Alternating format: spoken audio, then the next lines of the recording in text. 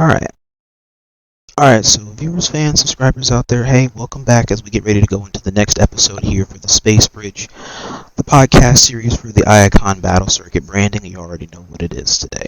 As we delve further into Demon Slayer and Demon Slayer 2, the Chronicles, the community. And delving more into this, I got my next guest up here. Get to sit and get introduced to figure out the next layer of the community and its members. So I want to sit and introduce you to a Gyokko and Wonder Review player.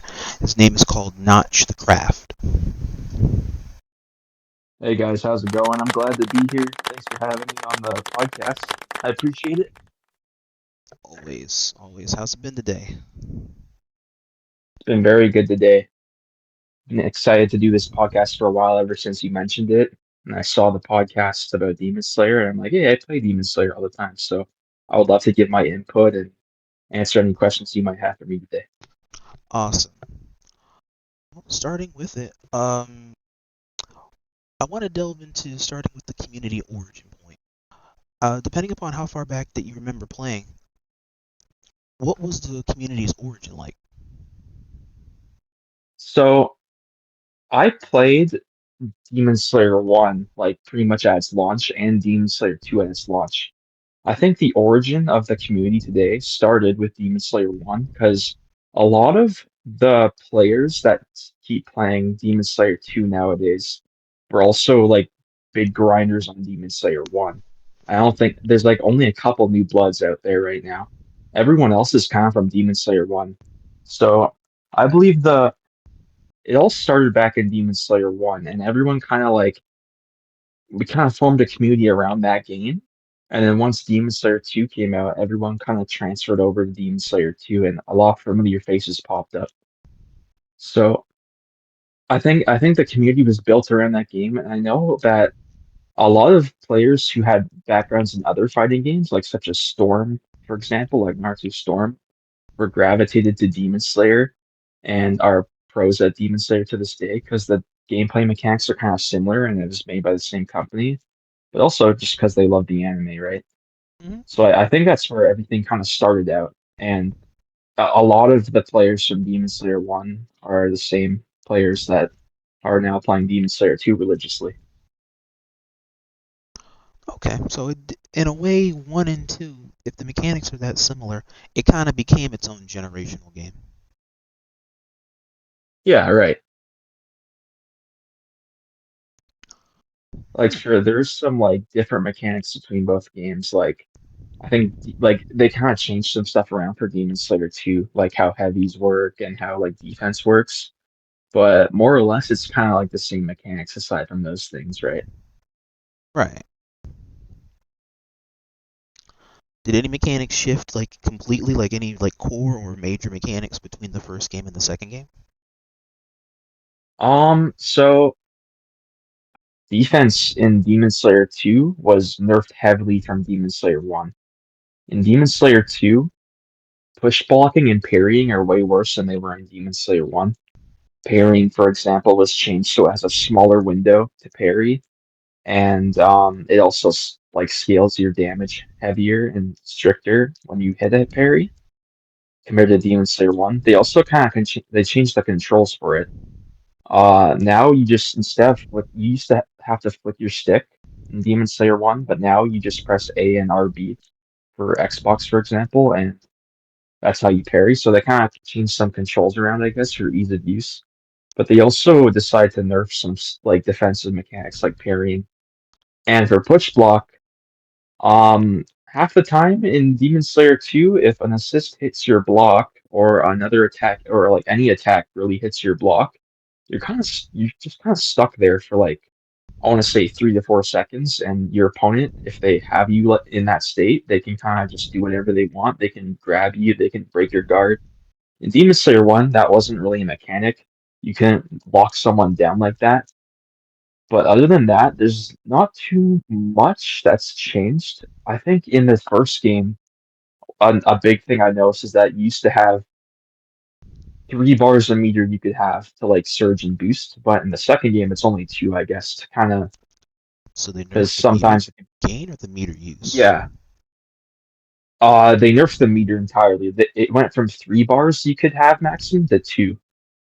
And I think they did that because demons could just regenerate health forever. Because whenever they boost, they regenerate a lot of health. So I think, and people complained about the demons in DS1. So I think the reason why they changed that mechanic is to kind of keep the demons in check a bit more. So they only have 2 bars to work with instead of three. So I think that's a pretty big change as well. But other than that, there's not too many changes aside from one I'm going to get into.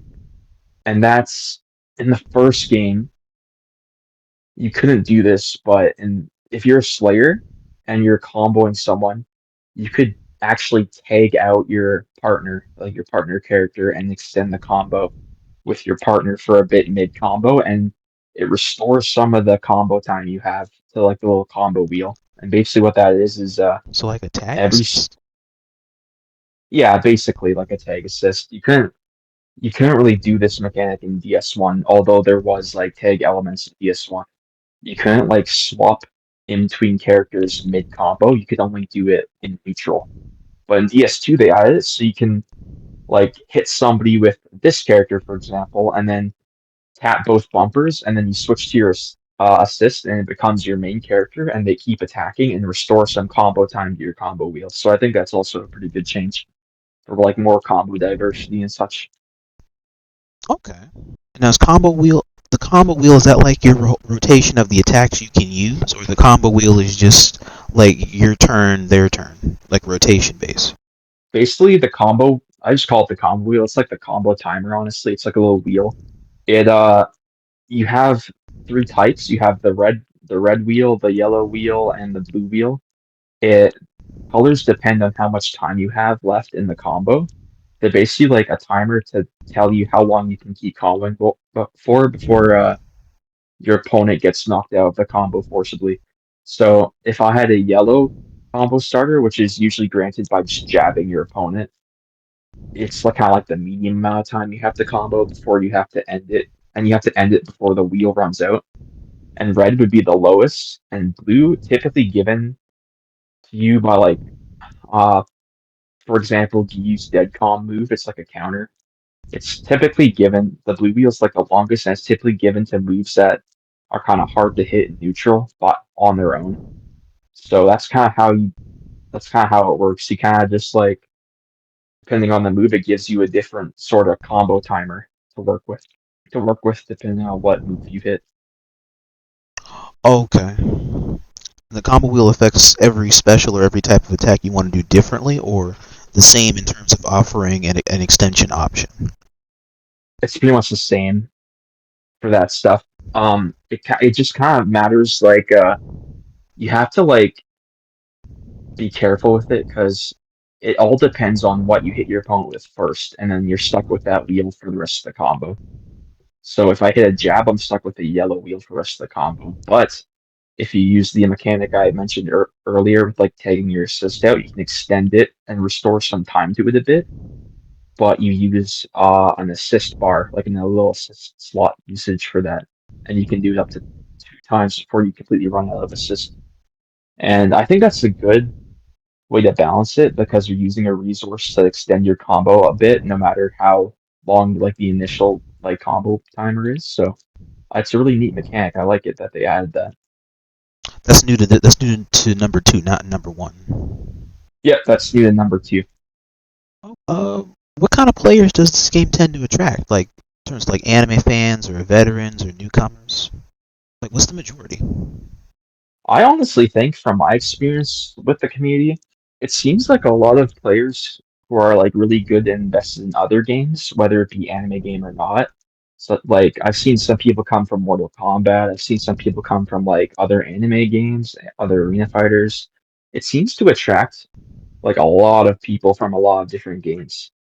Even like some casual people who play the game for fun or competitive people. I'd say like it attracts like anyone, honestly, because everyone likes Demon Slayer for different reasons. I think it mostly attracts like anime fans though, if I had to say, because I know a lot of people who like Demon Slayer are also huge fans of like Naruto, for example, and play the Storm games. So yeah, it really attracts everyone though, to be honest. But if I had to pick like a main group it kind of attracts, I'd definitely say like big fans of anime and stuff like that, people who love to compete. Okay. Next analysis. I wanted to go into the game's state of play or updates or like patch notes or DLCs changing the sandbox. How do you think the Demon Slayer 2 state of play is when it first came out versus what it's at now? And this is also a changing question possibly because DLC is still coming out for the game right now, so there is always a chance that it is subject to change. But this is just a present observation. Oh boy. So the basically the I have some pretty strong opinions about the new DLC character. So Let me get from this when pulled the up. game first came in, What was his name? yeah. So the first paid DLC is Kaigaku, so Kaigaku, and I think the first free DLC was Muzan.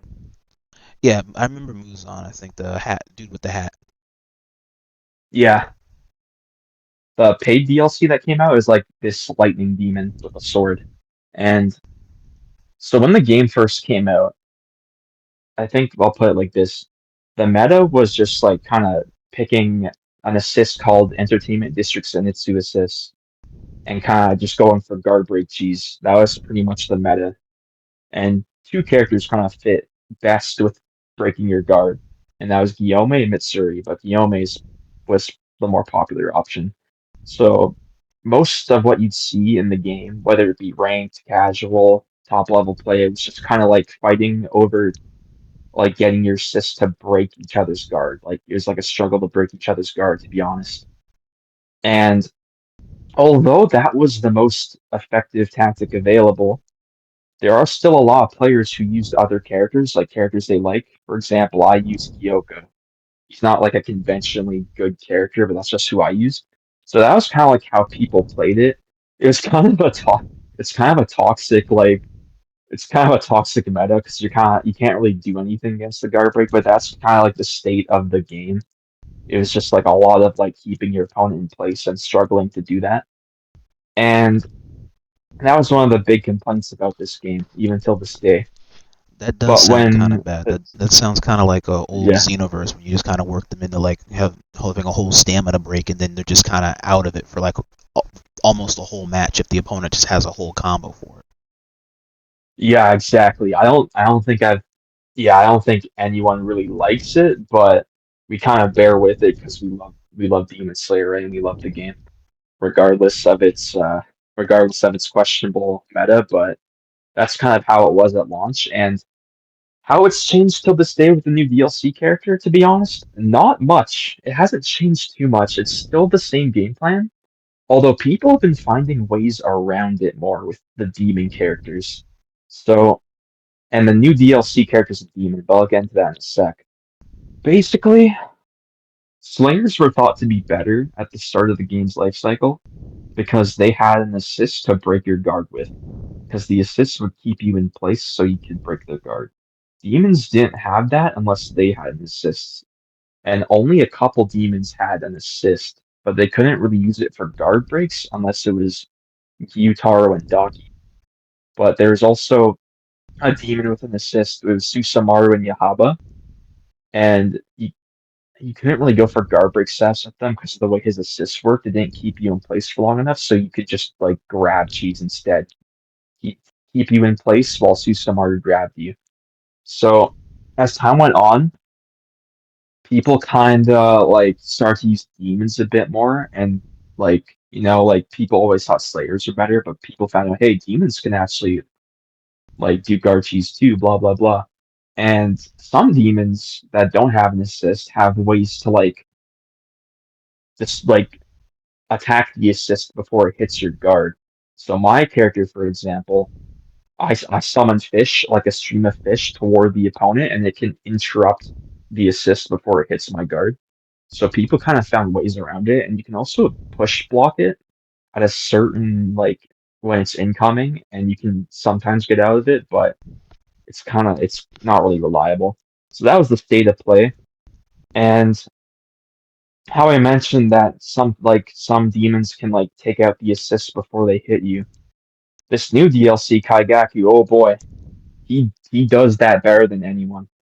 He literally like pretty much ignores, in my opinion, he kind of just ignores like every assist in the game if you play it right. He Damn. even though he didn't really change the meta too much yet, it's still kind of early to tell if he's gonna be like the new best character, even though I think he's definitely top five at least.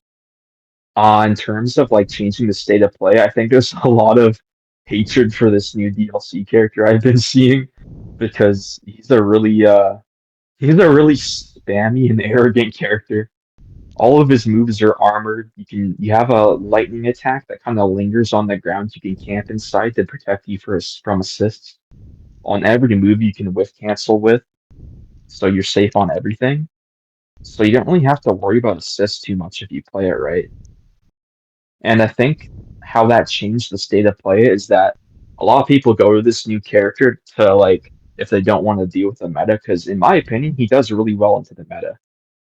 But That makes to be sense. honest, yeah, it hasn't changed. The state of play hasn't changed too much. It's just a lot of players like using this new character and kind of exploring him more. The meta's kind of stayed the same. How people play has kind of stayed the same. But it's definitely cool to see like how this DLC character is gonna affect the meta in the future because we're still kind of figuring him out.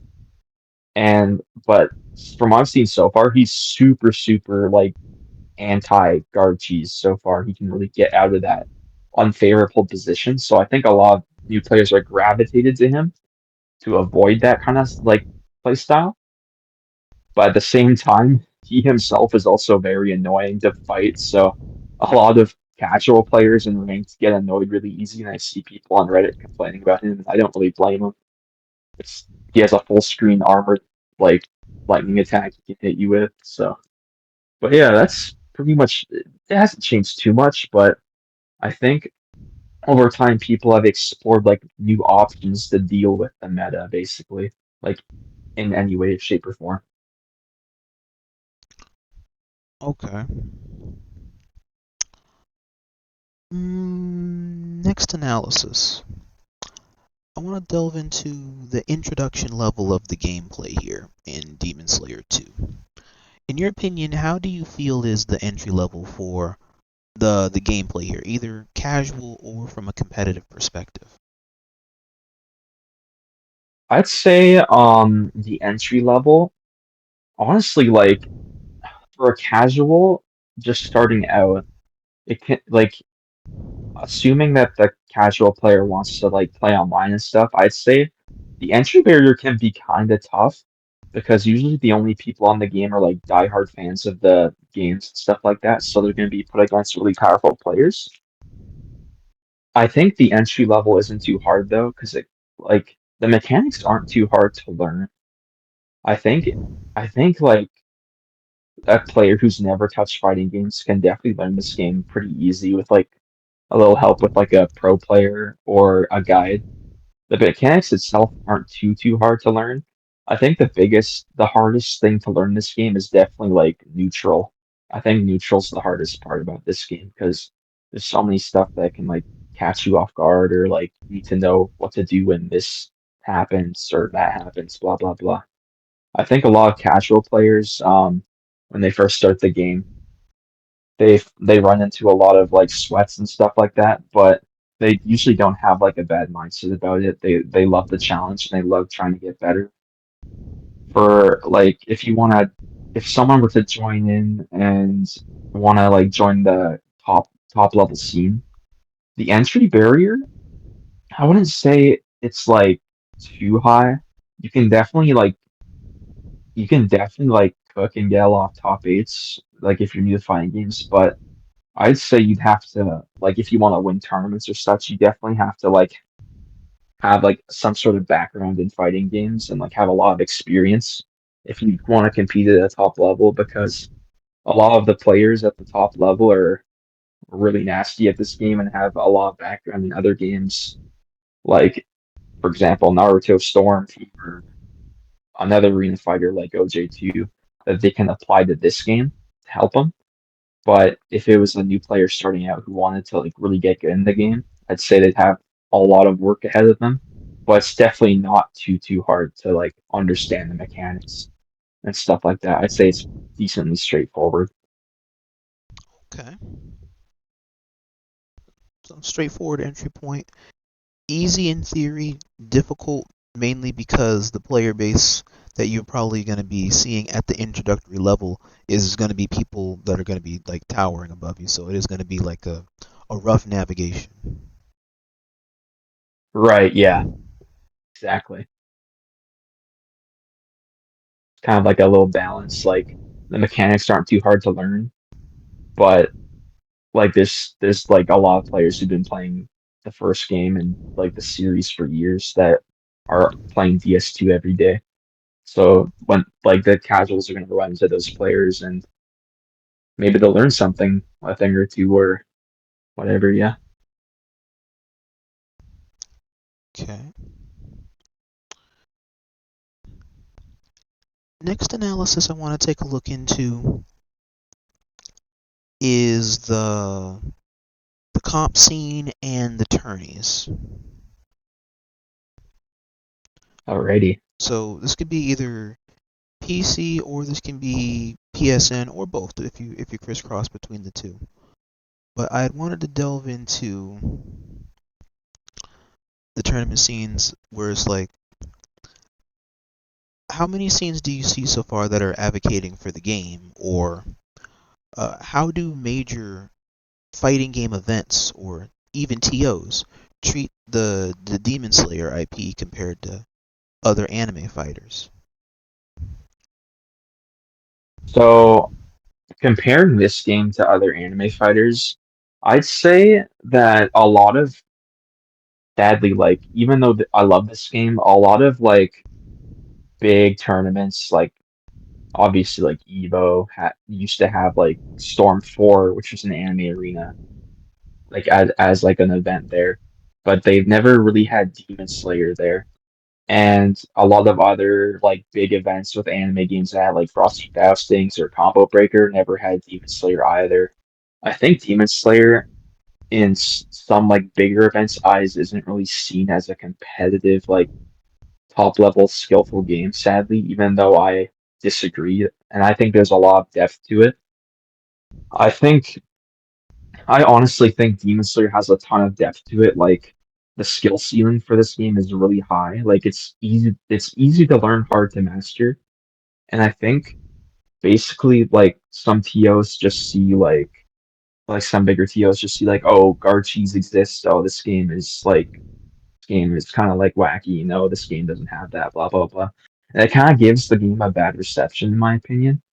But what they don't see is a lot of like hardworking players that grind day and night to like improve their skill. And even though some mechanics are questionable, there's definitely ways around it. And that makes her a very competitive game, in my opinion, and really interesting to watch to see how people get around this meta. Because we've seen a lot of different characters and strategies to get around the mechanics that were placed upon us. And I think in my opinion, it makes for a very like in-depth, like exciting fighting game to see how like people like interact with each other, like depending on different strategies. And I am very grateful to all the TOs that host tournaments for this game, such as Demo and Nikito. Demo hosts these qualifier tourneys every Sunday, and people love them. People show up. It's like I'd say 30 players the bracket. It's going really well, and I think that shows that this game has a lot of potential to like be a big title. Like I honestly think there's a lot of like potential in this game, and there's obviously a love for it. But this game doesn't really get good treatment compared to like a main stage game, like for example Street Fighter 6. It's always at Evo. It's always like a huge event, thousands of competitors. But Demon Slayer is kind of a smaller game, and it has kind of questionable mechanics. So compared to like a mainstream game like something like Street Fighter, for example, I think like the bigger events and bigger TOs kind of write it off, which is kind of upsetting to me since I love the game. But there are some incredible TOs that still run tournaments for this game on PS4 and PC, and heck, we've even had some small Xbox tournaments, even though the community they're smaller. So there's Oh always a wow. community in every console that love the game. Okay.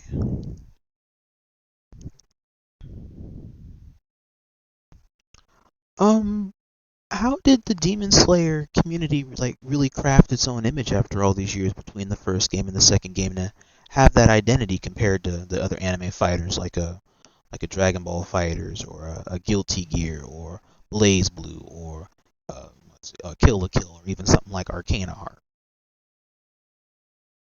I think the way they crafted the game is that basically they're like I think a big part of our identity is like people. I said people tend to rate this game because it has like questionable meta mechanics that are considered quote unquote Mickey Mouse to like other people. But I think our community has really like made the image of, hey, we know these mechanics can be like controversial for like a main stage game, but we will still play and we will persevere and we will deal with it and make it fun to watch and make it fun for people watching. I think that's how everyone kind of crafts this game image is that people, regardless of like how cheesy it might be sometimes, I feel like people still love to like make it like really fun to watch and entertaining to watch because that's what it's about at the end of the day. TOs look for games that are fun to watch and like have hype moments and have hype histories and rivalries behind them. And the Demon Slayer community definitely does that. There's hype moments, there's insane upsets, there's tournaments every Sunday. Like I'd say it's the image of this game is thriving, but again, I guess people just sometimes write it off because of it's an anime arena fighter, I guess, compared to like a actual fighting game like Guilty Gear. Some people just think that that game has like less Those games that are has like more closer to to it, the especially in that. traditional style. Yeah, like it's not like a two. I think a big part of it is because it's not a 2D fighter. That's why people kind of dismiss it. A lot of 3D fighters get a lot of flack because of like imbalance or like there's no motion inputs, etc. So I think that's a big part of it. Okay. I was gonna say like there's not that many like arena fighters. You have arena fighters versus the 2.5, not so much always the 3D fighters where it's gonna be like the rotational environment where sidestepping is a thing. Like Tekken and Soul Calibur kind of revolutionized that premise, and then anime fighters can kind of build on that same premise. Yeah, exactly. Yeah. I like that genre too. Like I play another anime game called JoJo ASBR, and it's kind of like that too, where it's like not really 2D, you can sidestep, but it's not exactly Arena Fighter 2. And that game was successful. I think it was at EVO one year as like a side event. But I really wish that Demon Slayer, even though it's not exactly like that, it's like a true 3D fighter. I wish that bigger tournaments would give it a chance. And I really think the community would surprise them because we have a lot of hype moments in these tournaments that I think people would love if they were exposed to it more.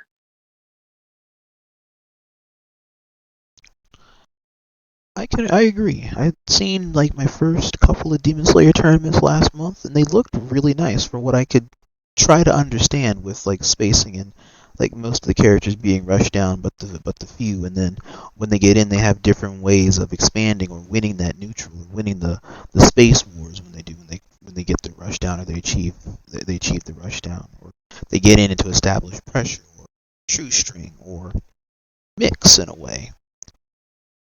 Like there's a lot to that. There's a lot that to offer for this from what I've seen that feels nice to see, and it's something different. Yeah, I agree. I feel like all the fighters are unique too. Like all of them can do different things, and even though some of them have similar attacks, those like Like for example, there are four characters in the game with this attack called Water Wheel, but all their water wheels do different things. Like one of them like goes up in the air, one of them flies, one of them stays on the ground. Like I feel like the game also did a really good job, like you said, at like making the characters feel unique and have different ways to get in and rush down. And it makes for an exciting gameplay experience. There's always something unique. Right. And that's what I kind of like about it, where it's like a character can have different play styles to achieve the same neutral or play the same neutral with different ways of setting up off the reward or getting to the reward. And that's part of how different characters have different identities, so that way you play based on, there's a play style for everybody, basically. Exactly, yeah. And I think that's some of the reason why it attracts so many players. There's always a character for somebody.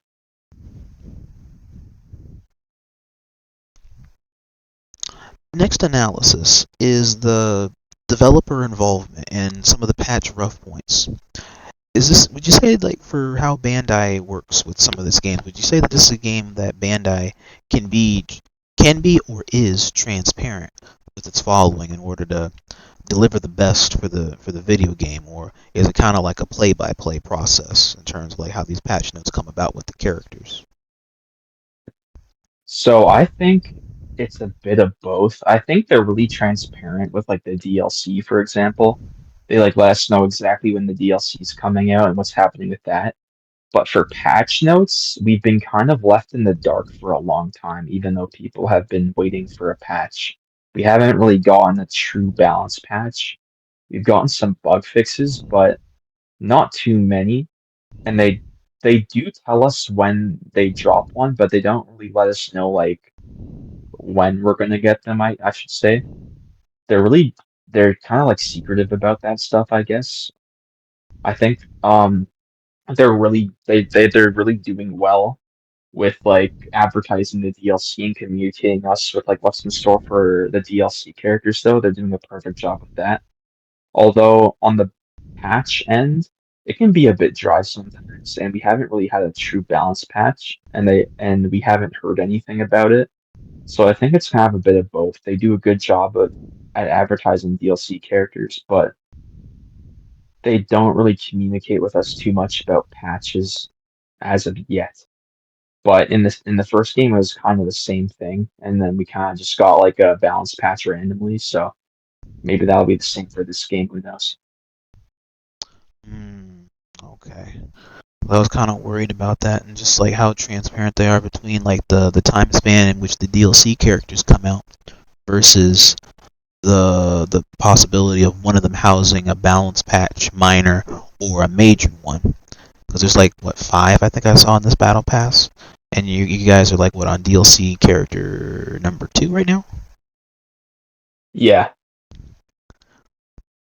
Out of the between this one and the first one, did a major balance patch already happen yet?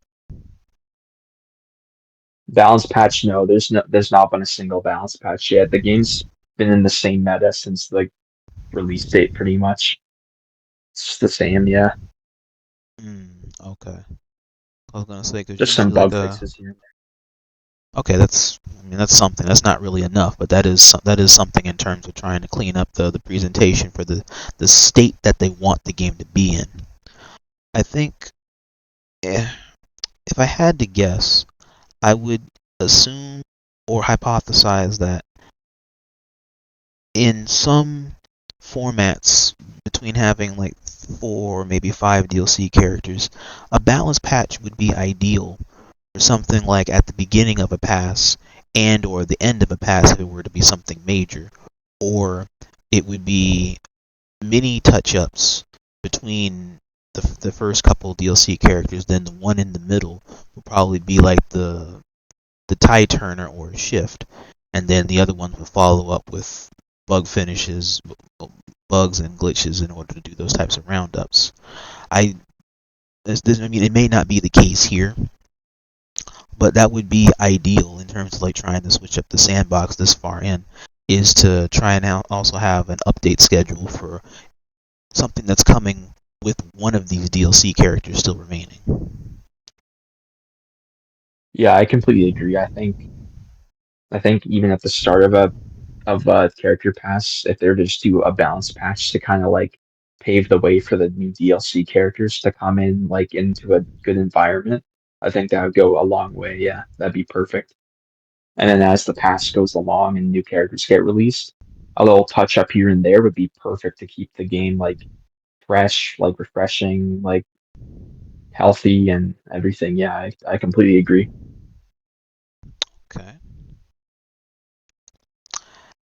Next analysis was looking at the comp, going back into the comp out presentation.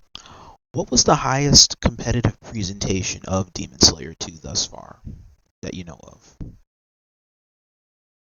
I think honestly, it's a hard one to choose just one because there's been so many incredible tournaments that and huge tournaments. But I think if I had to choose one, like the top presentation in a comp setting, I would definitely have to say that it's definitely demos tournaments because I think it's everything you could ever want from a competitive tournament. You're basically fighting for a spot in a bigger tournament. If you win, you get to go into the 1K tournament basically. So that adds an extra incentive for players to play at their highest level, and it happens every Sunday. So I think that is a really good look on this game, and it's a really good look on Demo. Shout out to Demo for hosting that. I think that is like the pinnacle of the Demon Slayer competitive scene is that tournament series basically because it's repetitive. It happens every Sunday, and it's leading to something bigger, which will be undoubtedly amazing, just like all the other tournaments before that. And the amount of viewers I've been seeing it rake in, like, on the first tournament she hosted, it was like 30 viewers, I think. But then as time gone went on, when I visit her stream, it went from like 30 to 40 to 50 to 60, and then I think in this most recent tournament, it was almost 100 viewers. So there's clearly like a big interest in these series of tournaments. And I think that her series of tournaments is probably the best presentation to like look at if you're looking into getting into the game because that's like the hot topic right now. And honestly, I think that's anything you could really want in a tournament. It's always happening every week, so you can keep like you can stay sharp and keep joining up every week. It's leading to something bigger, and it's a lot of entertainment for people watching because the players are incredible to play and they always make for hype moments. So I really think that her tournaments are like the pinnacle of Demon Slayer like entertainment, to be honest, in my opinion. Okay. Or the other ones also in the pool? There could be a handful of them too. The other ones, we just had a big one in the AGC, basically anime fighting game Discord server. Was it Ultimate It Burst, I is, think? Hang on. yeah, Ultimate or Opening Burst for North America. I think Ultimate Burst was EU, Europe only this year, but we had this one called Opening Burst for PC and for PS4 or PS5. And I joined the PC one and it was a blast. I had so much fun playing in that. I also played in the PS5 one and I think every like notable player was there. It was just so fun competing. There was a huge crowd watching the stream. And not only that, but we've been having like different types of tournaments too. Like for instance, Silver hosted a tournament where there's like strikes and bans for like different characters. So when you go into a match, you ban someone's character or basically strike ban them for one game. So there's also these like gimmick tournaments that are really fun that and it shows that our tournaments aren't one dimensional, but they're like we can be flexible with how like tournaments are run and we do many different tournaments to keep people entertained basically. I think the TOs are doing a really good job of switching it up from normal tournaments to gimmick tournaments. And I'm just so excited for what's to come because there's a lot of stuff on the horizon, like character team battles, for instance, that Nikito is doing in I think December 6th, where everyone represents a character on a different team and then fights it out to see which character is better. Like there's just so many like different tournament styles that people are hosting, and I think that's perfect for a game like this. It keeps people entertained in it, and it stops it from like feeling a bit stale when it's just a normal tournament. But there's different like gimmick terms and stuff. I just love that about the community. I think it's really healthy. I think so. I've seen this on my radar this year.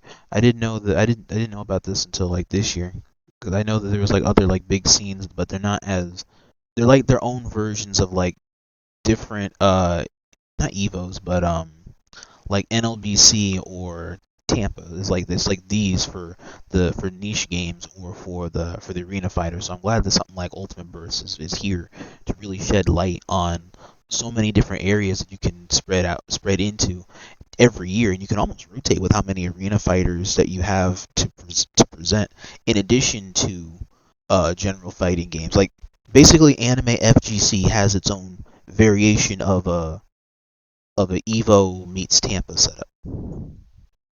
Yeah, exactly. That's awesome. So there's this, and then the Vortex Gala is another one that has something for like all of like the lesser known anime FGC games. They don't do the Arena Fighter games, but maybe the one or two that have had enough people vouch to include it into the rotation cycle. But they have so many games on Right. there in the anime FGC that I've never even heard of before over the years, aside from just the popular anime fighting games. Yeah, I think that's a really great way to shed light on the scene, and I think it's just one step closer to making a game like Demon Slayer like more mainstream.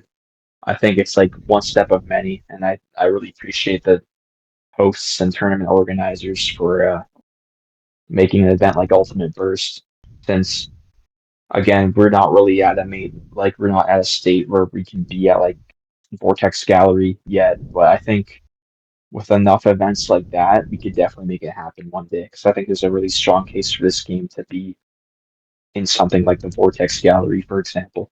I think there's a lot of like substance here that we can work with. Yeah.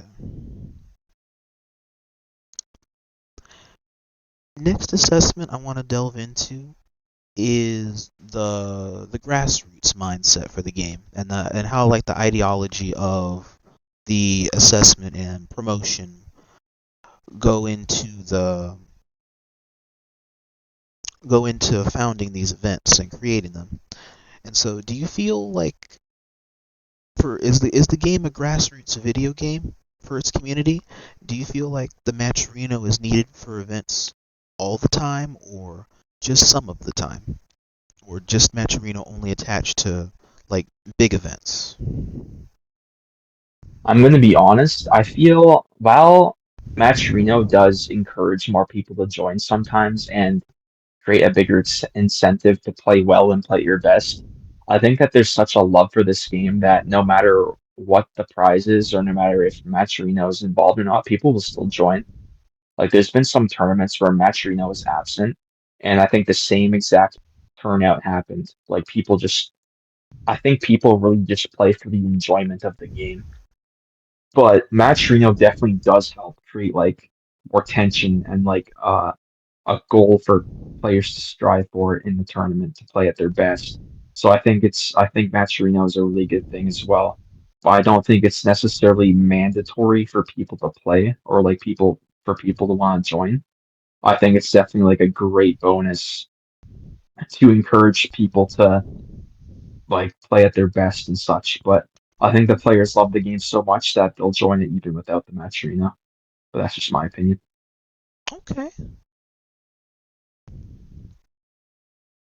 all right. So grassroots it is.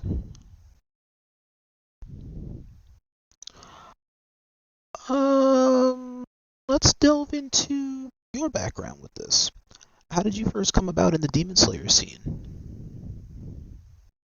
Okay, so in the Demon Slayer 1 days, I got into anime, I think, around high school when I was in high school.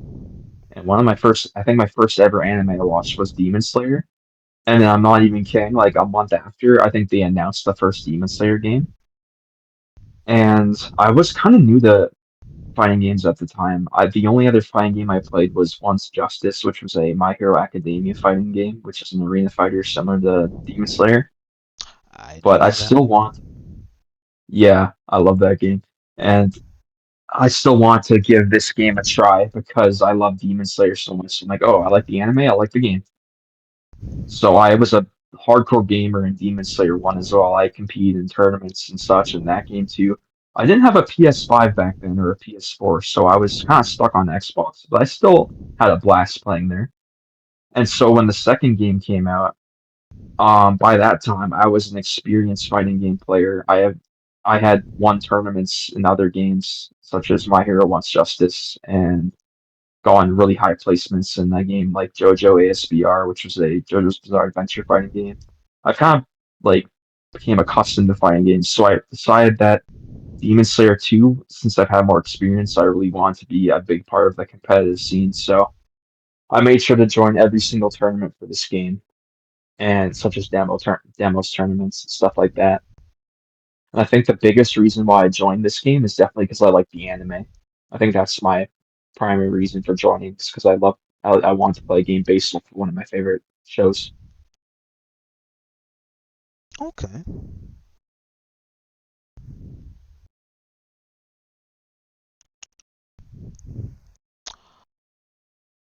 Um, let's see. What was your first experience? Like your first experience with battling in the game, or the first event that you visited?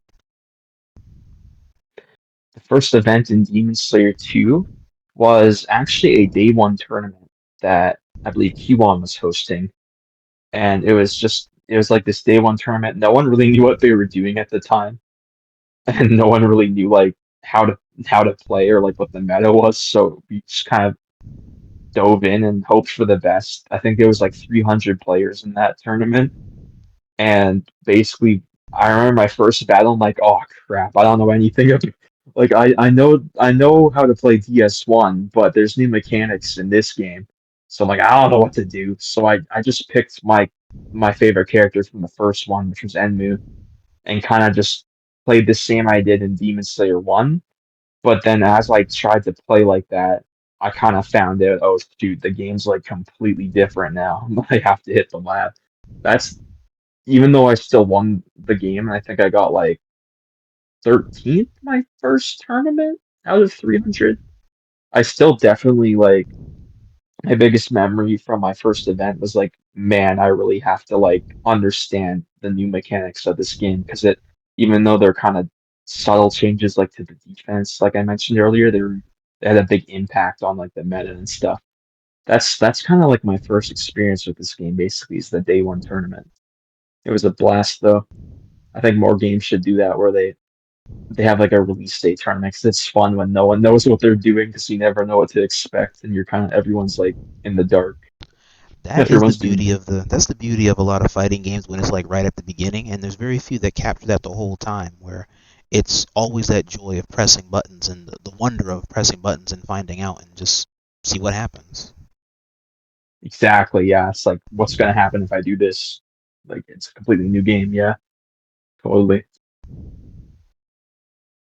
Definitely fun.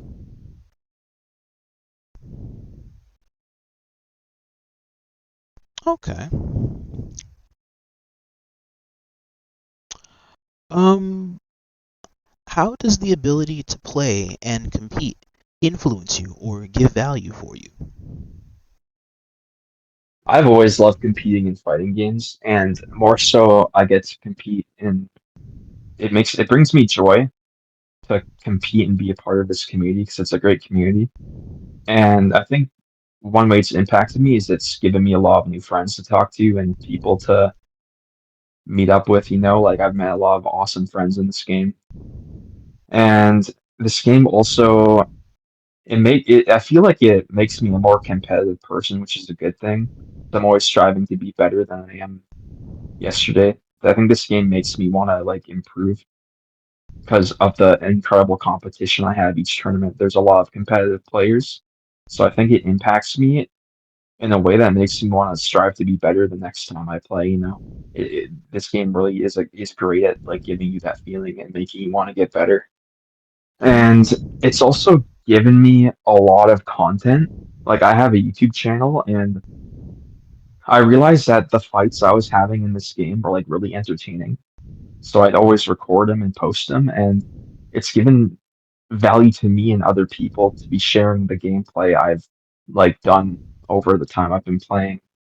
And I think it's just like overall a great game. And it really boosts my mood knowing that like in my spare time I can just hop on and have a great like competition and rivalry with someone because a lot of people take this game seriously. So and it's always refreshing to know that whenever I hop on the game I'm always gonna have a good challenge. Damn. Okay. There's always motivation and an abundance of competitors afoot for this game. What it sounds like, even in casuals or quote unquote casuals, you can just find matches everywhere. Exactly, yeah, there's a lot of diehard players. It's awesome. It's What also would? kind of like oh sorry, go ahead. Oh no, go ahead. No, you finished up. I was getting ready to move on into the next question, but no, you can finish up. Oh no worries. It's also kind of helped me like it's kind of helped me build my image a bit. Like it's kind of like giving me this identity, like I'm one of the Demon Slayer players. And I like being a part of something like that. Like I just like representing this community since I think this game deserves to be kind of like seen more by other people and like exposed more to other people. Because even though it has its quirks, I still think there's a lot of like good things about this game. That's all I was going to say. Okay. I agree because every game has its plus point, has its good points and its bad points. It's just making sure that the bad don't outweigh the good. If you got way more good than bad, then they're still bringing in people to the dance. And if it's an IP people love, even more so. Exactly, yeah. What was your greatest achievement in and with the community? My greatest achievement with this community. I think one of the biggest achievements that I've had or taken part with this community is there's these clans that kind of popped up where people kind of group up and make a Demon Slayer clan where like different clans can fight and such. I think one of my best achievements with this community is making a little community within a community in a clan. And basically, I think the reason why that's so important is because basically clans are kind of like your family, like everyone's looking out for each other, you're training with each other. And one thing I like about clans is that you're kind of like monitoring everyone and making sure like everyone's like having a good time. And I think it means a lot to those people that you're in the same clan with, that you're like training with them and helping them get better and improve.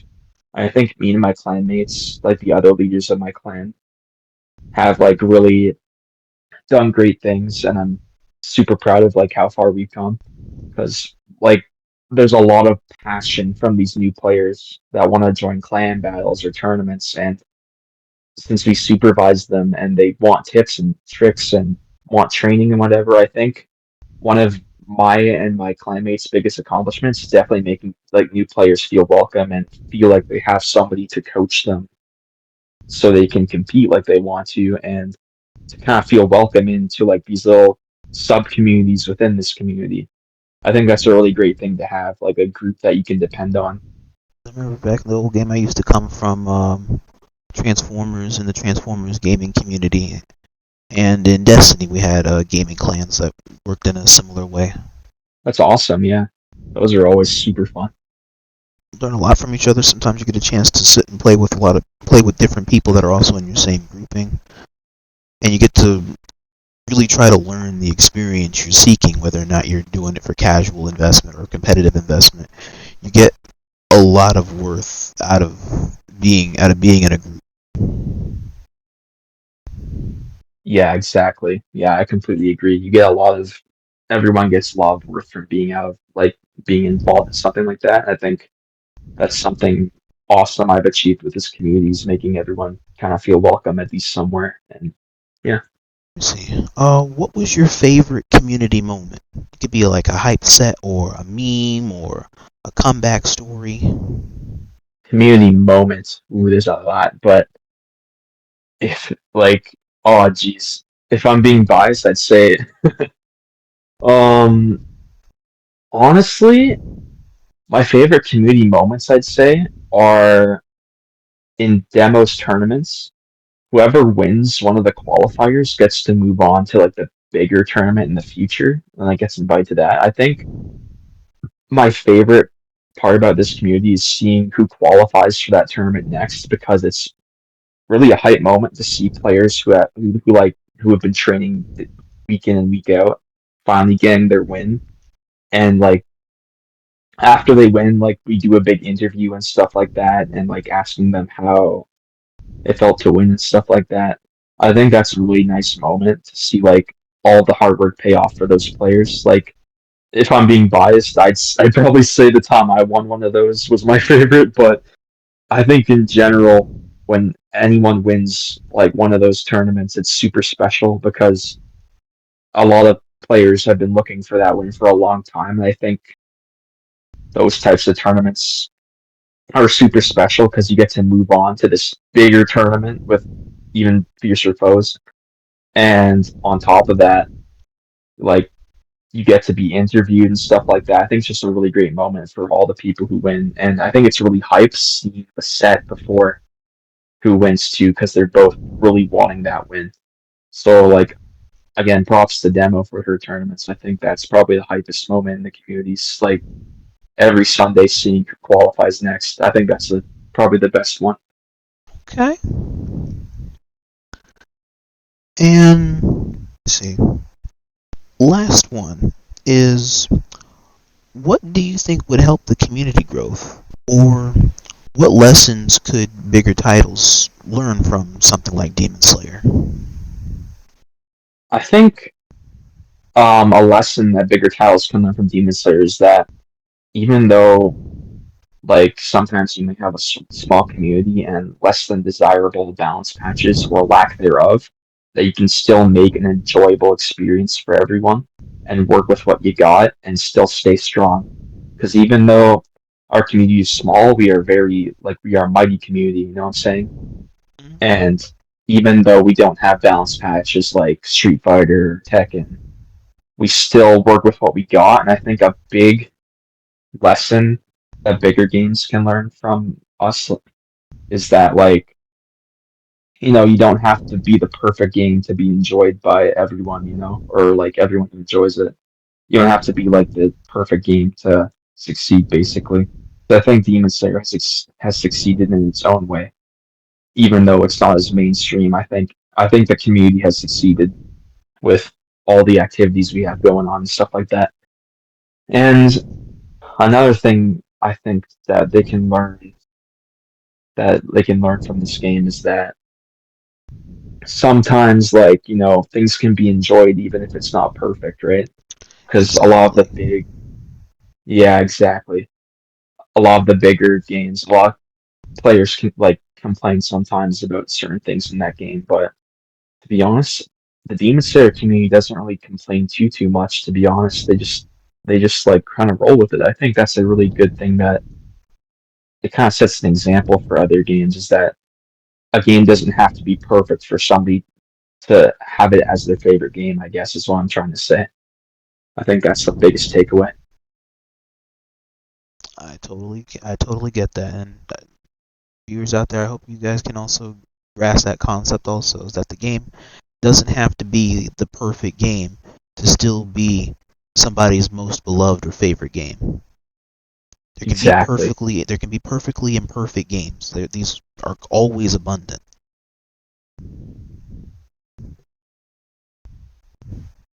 Right. Yeah, I completely agree. I think that's the biggest takeaway. Okay. All right, that is everything on my Q&A.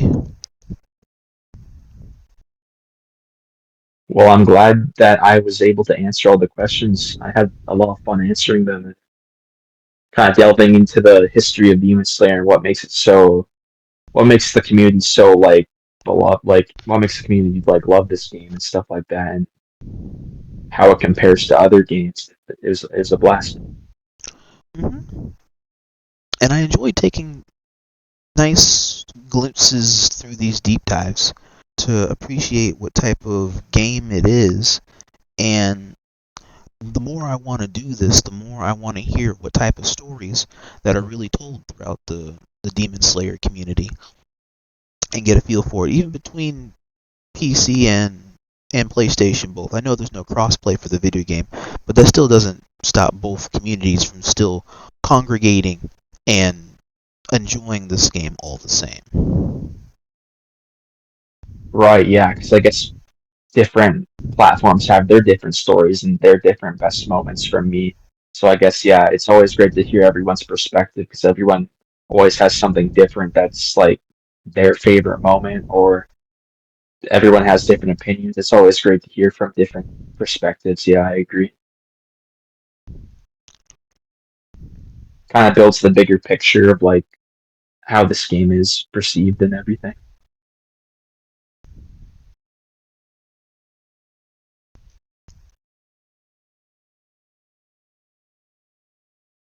Ah, okay, I see the one here you want.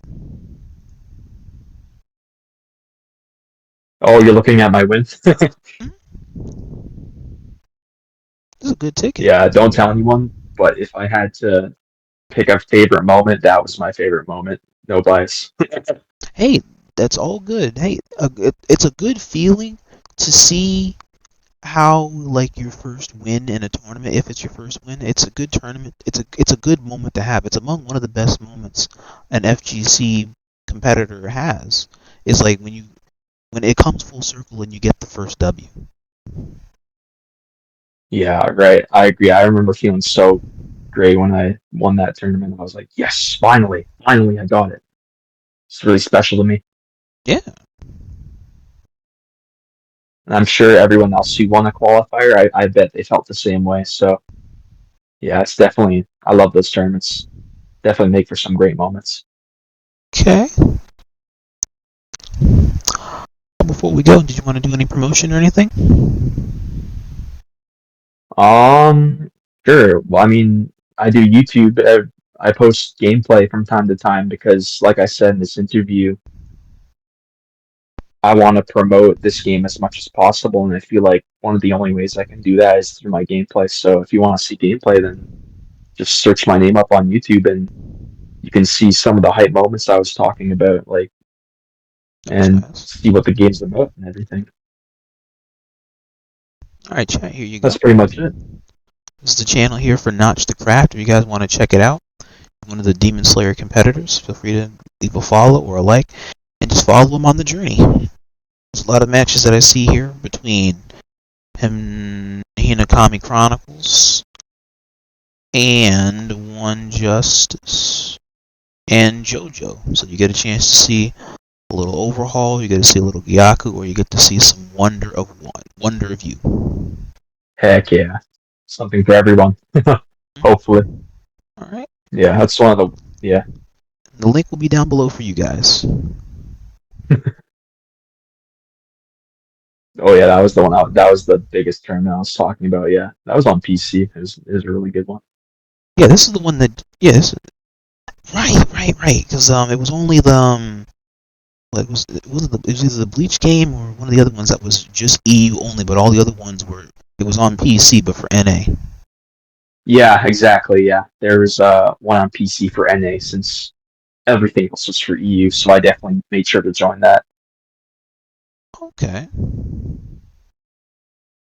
Just one of the ways I can kind of, I guess, put this game out there is just through my YouTube channel. Try to get more people to come try it out and maybe even make their own YouTube channel one day and share their gameplay.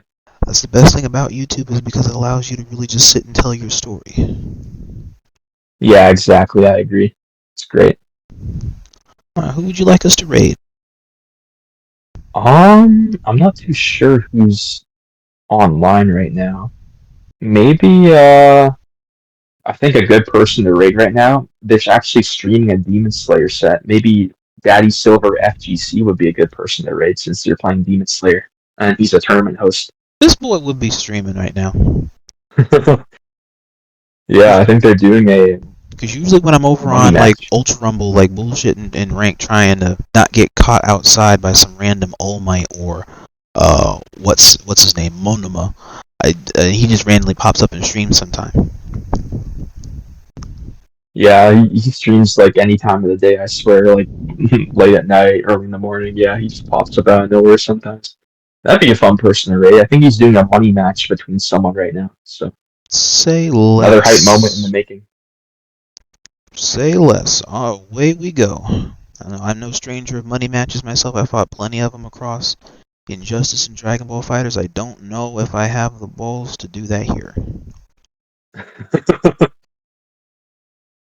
Hey, you never know, I guess.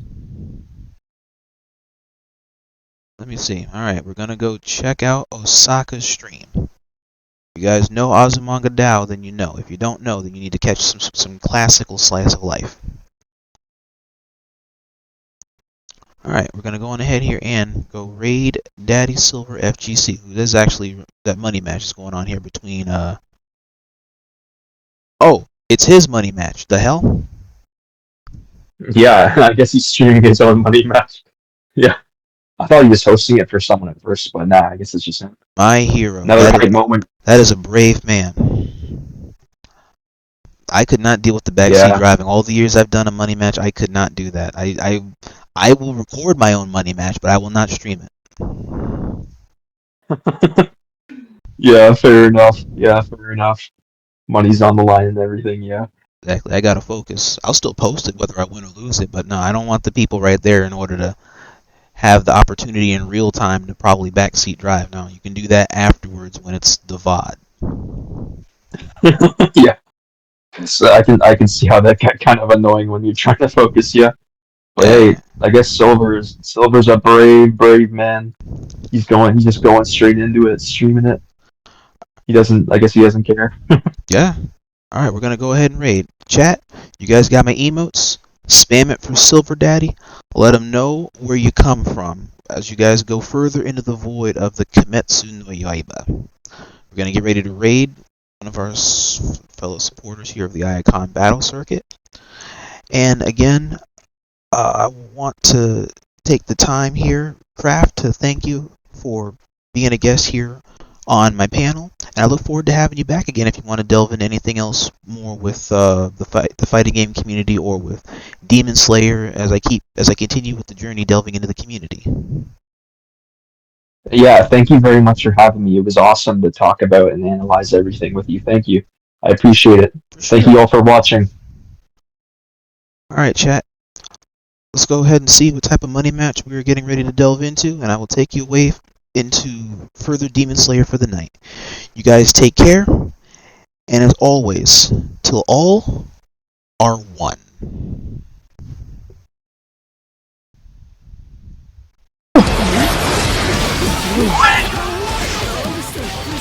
Silver, I need you to like just like get him off the phone. How old is Simon? Oh, Radamus, thank you for the raid. 22! Oh, did Mass see yet? Yo, I need Nikito to come in the stream. He does, he was. Oh. What in the hell? You gotta show him.